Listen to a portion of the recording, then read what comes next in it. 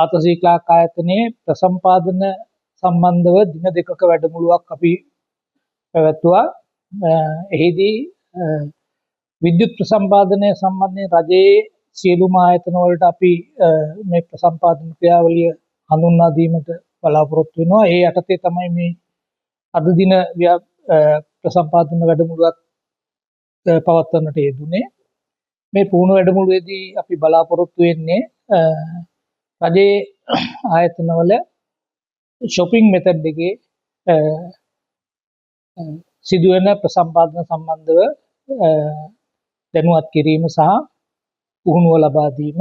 රාජ්‍ය ආයතනවල ප්‍රසම්පාදනයේදී මිලදී ගැනීමේදී සැපයුම්කරුවන් නිසි පරිදි විශ්ලේෂණය කොට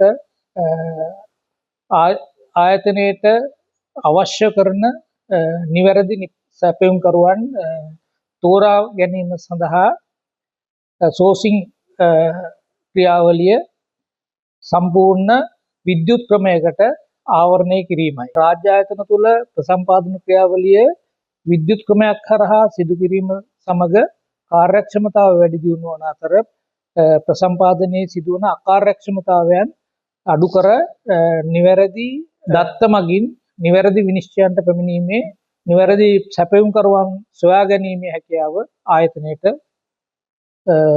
ලැබෙන බව කියන්න පුළුවන්.